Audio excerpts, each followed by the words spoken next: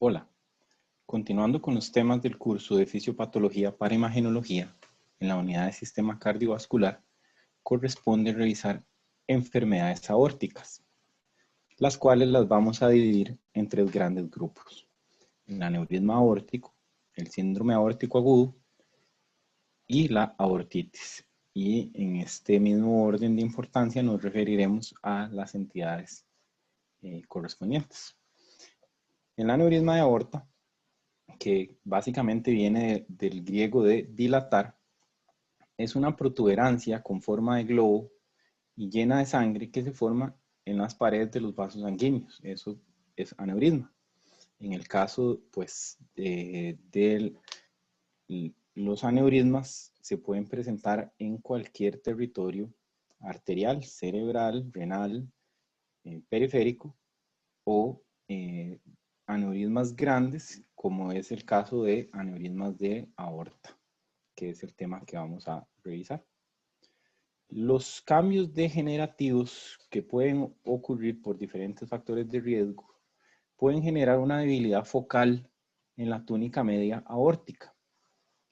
Esto va generando un estrechamiento de la íntima y la adventicia, lo que va formando el aneurisma, que es una dilatación pues, de las paredes de la aorta. Una vez que se genera este defecto de ese adelgazamiento de las capas externas, la presión arterial, el constante flujo pulsátil y el aumento en la tensión de la pared va a generar que el aneurisma aumente el tamaño con el paso del tiempo. Dentro de los tipos de aneurismas, cuando involucran todas las capas de la aorta, se conocen como aneurismas verdaderos, de los cuales podemos hablar del aneurisma sacular, que es pues una protuberancia en forma de balón, y el aneurisma fusiforme, que es cuando se dilata la totalidad de la circunferencia del vaso sanguíneo y pues tiene esta apariencia de uso. Otras protuberancias de la aorta o rupturas incompletas de alguno de los componentes de las tres paredes, de las tres capas de la aorta, van a clasificarse como aneurismas falsos. Aquí vemos una vez más las tres capas, la íntima, la media y la adventicia. El efecto se genera a nivel de la media, el adelgazamiento a nivel de la íntima y de la adventicia. Con compromiso de las tres capas, hablamos de aneurismas verdaderos. Podemos tener aneurismas falsos, como por ejemplo la presencia de hematoma intramural. Se puede impresionar, tratarse de un aneurisma. Y hablaremos de esta entidad por aparte, pero la disección o existe un tipo que se conoce como aneurisma disecante de aorta, que es pues por ruptura de la íntima y generación de un espacio virtual expansivo que básicamente va separando o disecando, como su nombre lo dice, las capas de la aorta. Podemos clasificarlos por su localización en la raíz aórtica, en la aorta torácica, a nivel de unión tóraco-abdominal o a nivel abdominal. Dentro de los factores de riesgo debemos enumerar para el aneurisma de aorta torácica: hipertensión arterial, aterosclerosis, aortitis, entendiendo aortitis como enfermedades que generen inflamación de la aorta, aneurismas congénitos, por enfermedades del tejido conectivo, por trauma o tener familiares con historia de aneurisma ya diagnosticado. Y en el caso del abdominal, pues es curioso que el comportamiento del aneurisma abdominal sea muy similar al de la cardiopatía isquémica enfermedad cerebrovascular y enfermedad arterial periférica, que son los factores clásicos de fumado, hipertensión arterial, dislipidemia y edad. Podemos enumerar dentro de los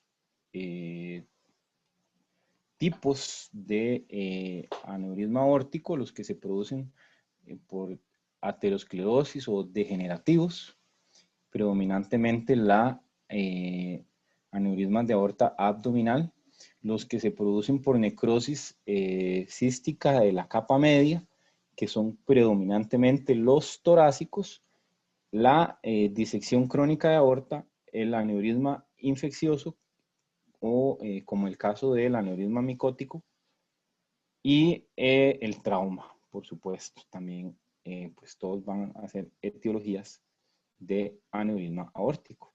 Ya lo mencionamos que a nivel de aneurisma torácico el mecanismo más predominante es la necrosis cística medial, y a nivel abdominal es inflamación más aterosclerosis, que se ve más degeneración de la capa media, no tanto necrosis. Una vez más debemos evocar a la ley de Laplace, que nos habla de que la tensión de la pared está relacionada directamente con el gradiente de presión adentro del vaso o la presión transmural, el radio y el grosor de la pared. Entonces, este balón nos ejemplifica la ley de Laplace. Adentro de este globo, la presión permanece constante. Sin embargo, la tensión de la pared es mayor en el punto en el que el diámetro es mayor. Y esto lo podemos analizar en el contexto de la génesis y el aumento del tamaño del aneurisma. En el punto en el que se genera el defecto transmural, va a comenzar una leve dilatación y un adelgazamiento de la pared. Ambos factores van a generar que en ese punto aumente progresivamente la tensión, aumentando el radio del aneurisma y disminuyendo el grosor de la pared. Esto pues es lo que nos da el origen y la progresión del aneurisma en el tiempo, en caso de que pues no se diagnostique, no se detecte y no se trate las condiciones que lo predisponen. Aquí tenemos algunos ejemplos de aneurismas. El aneurisma tipo Berry, que usualmente se asocia a la circulación cerebral. Aquí tenemos una aneurisma, una disección de aorta, que pues en este caso hablamos de aneurisma disecante, que es cuando la sangre empieza a separar las capas, y el aneurisma verdadero de aorta abdominal, que en este caso pues vemos un aneurisma fusiforme de gran tamaño que involucra ramas arteriales de la aorta abdominal, y esto pues por supuesto que puede generar síntomas si se llega a afectar el flujo sanguíneo a través de esos vasos. Aquí vemos una aortograma en el que se ve una importante dilatación de la aorta torácica descendente, un aneurisma fusiforme de 7.8 centímetros de diámetro. Aquí tenemos un aneurisma abdominal aórtico y en esta otra imagen tenemos una reconstrucción de un aneurisma de aorta torácico. Vean qué importante deformación de la anatomía normal con dilatación y compromiso pues global del espesor de la aorta. Es importante también tener claro que estos aneurismas se pueden reparar de manera quirúrgica y de manera endovascular. Entonces, no es infrecuente que se utilicen estudios de imagen en el proceso de reparación quirúrgica o endovascular del aneurisma de aorta abdominal o torácica en pues, cualquiera de sus modalidades. Aquí podemos ver, por ejemplo, una angiografía de la aorta abdominal, en el que se ve una reconstrucción tridimensional del aneurisma y se ve en su interior la colocación de una prótesis de Dacron que pretende pues recanalizar el vaso sanguíneo y pues mantener la integridad de la pared para evitar una ruptura del aneurisma con sangrado y pues una emergencia de shock de tipo hemorrágico, que es lo que pues el estadio final del aneurisma. Cuando no compromete de manera importante el flujo de un territorio, el otro peligro es que se rompa y que sangre. Otro gran enemigo es el síndrome aórtico agudo, en el que pues vamos a ubicar a la disección de aorta. Dentro de las definiciones clásicas, pues tenemos la disección intimal, que es el mecanismo tradicional, la disección incompleta, que es cuando se compromete la íntima y la media sin el espesor total de la pared aórtica. Cuando se da una ruptura de la vasa vasorum, esto pues ocasionalmente en relación a trauma de la aorta, se puede desarrollar la presencia de un hematoma intramural sin que necesariamente haya ruptura de la íntima. Y la otra situación que puede ocurrir es cuando una placa de ateroma se ulcera y pues como estamos hablando de un vaso grande como es la aorta, esta úlcera puede penetrar la íntima y vamos a tener entonces dentro de los síndromes aórticos agudos la disección de aorta, la hematoma intramural y la úlcera penetrante de aorta.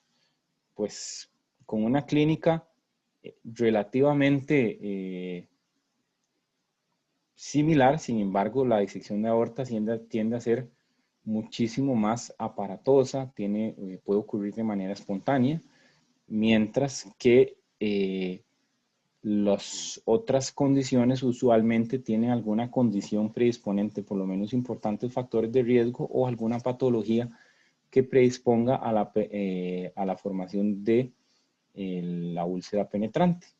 Vemos aquí trauma, embarazo, inflamación vascular o vasculitis, en este caso aortitis, hipertensión, la necrosis cística medial.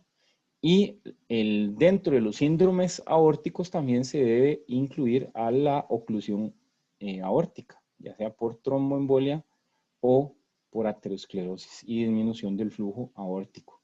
Aunque, pues, dado que estamos hablando de síndrome aórtico agudo, la oclusión debería ser pues súbita para generar una emergencia. Usualmente esto es un fenómeno más que tiende a cronificar, mientras que todas estas pues son condiciones que predisponen o generan una situación abrupta que requiere pues manejo en un servicio de emergencias. Entonces aquí tenemos por ejemplo la disección de aorta con ruptura de la íntima y separación a nivel de la capa media, el hematoma intramural y la úlcera aórtica penetrante, sus diferentes características. Específicamente la disección de aorta, su característica principal es el dolor de tipo aórtico, que es un dolor severo, que los pacientes lo describen como una sensación de que algo se rompió adentro del cuerpo, que es un dolor que desde el inicio es un dolor que tiene el máximo de severidad, a diferencia pues del dolor de la angina, que es un dolor que vimos que era en aumento progresivo hasta alcanzar el pico máximo. En este caso se trata de una ruptura, por ende el dolor es súbito y de máxima severidad al momento de instauración. Podemos tener síncope, a veces por taponamiento, falla cardíaca, hipertensión, hipotensión de cualquier etiología, ausencia de pulsos por asimetría en los pulsos, por ejemplo, una disección de aorta ascendente o transversa podría comprometer los pulsos de un brazo y no los del otro brazo. Entonces, o podemos tener un aneurisma de aorta abdominal en el que haya una importante diferenciación en los pulsos de miembros superiores y miembros inferiores. Esto lo podemos detectar al examen físico siempre con una buena cuota de sospecha. Y soplo de insuficiencia aórtica, que pues cuando revisemos el tema de valvulopatías, veremos que cuando el síndrome aórtico o la disección de aorta es muy proximal, puede comprometer la integridad del anillo valvular aórtico y generar, junto con la disección de aorta, también una insuficiencia valvular. Tenemos que pueden haber ruptura al pericardio con taponamiento, puede haber obstrucción de arterias mayores dando isquemia en los territorios que se vean involucrados, ya sean las coronarias, las carótidas, las intercostales, las lumbares, las subclavias, mesentéricas o renales. Y la disección de aorta es una patología con una mortalidad altísima, que aumenta porcentualmente cada hora que no se haga alguna intervención clínica. Vamos a tener diferentes clasificaciones. Por ejemplo, la clasificación de Stanford, que básicamente pues nos divide a las disecciones en ascendentes y descendentes, y la clasificación de Beicke, que pues tiene varios tipos, en el que tenemos cuando involucra la aorta descendente, la aorta ascendente a descendente, como la tipo 1, perdón, tipo 1, ascendente y descendente. Tipo 2, limitada a la ascendente y transversa. Y tipo 3, solamente aorta descendente. Eso para la clasificación de Beicke. Aunque de manera más frecuente, la que utilizamos a nivel clínico es la de Stanford, que pues es un poco más sencilla de recordar. Básicamente si es ascendente o descendente. El aneurisma disecante o la disección de aorta, lo vemos aquí, cómo se van generando la separación de las capas. Y aquí podemos ver cómo ese espacio virtual empieza a acumular sangre y se genera un hematoma expansivo a nivel de la capa media que va disecando, literalmente va separando las capas de la aorta. ¿Qué vamos a buscar a nivel clínico? Cuando es compromiso de aorta ascendente, vamos a tener dolor, puede haber caída en la frecuencia cardíaca, soplo de insuficiencia aórtica, frote pericárdico por salida de sangre al espacio pericárdico o hemopericardio, trastorno en los pulsos, diferencias, asimetrías en los pulsos, distensión yugular en caso de que haya choque obstructivo. Podemos tener, en caso de aorta descendente, tos seca, disnea con estridor por compresión traqueal, problemas en la diglución por compresión esofágica, voz ronca por afectación de pues, los nervios laringeos en su porción ascendente. Entonces, todo esto puede ser clínica de disección de aorta descendente. Y en el caso de la aorta abdominal vamos a tener un soplo sistólico al auscultar el abdomen sobre la línea media, dolor en la palpación profunda y podemos presentar dolor lumbar que irradia al flanco o a la ingle cuando hay compromiso de ramas más inferiores. Debemos sospechar cuando haya presencia de esta clínica abrupta y de este dolor intenso. En una radiografía simple de tórax, el ensanchamiento del mediastino pues es tal vez muy inespecífico, pero uno de los hallazgos clásicos que debemos buscar en el paciente que tiene una disección de aorta. Por supuesto que el estudio de elección es la angiografía de aorta, en el que podemos ver cómo el medio de contraste fuga en la misma aorta y hay evidencia de un lumen verdadero y un falso lumen, que es pues el que empieza a acumular la sangre y es el que empieza a disecar el espacio a nivel de la túnica media, pudiendo abarcar la totalidad de la aorta, desde su salida hasta las porciones infrarrenales de la misma, que no es, pues lastimosamente no es infrecuente cuando encontramos disección de aorta que ya haya progresado a comprometer la totalidad de la extensión de la aorta.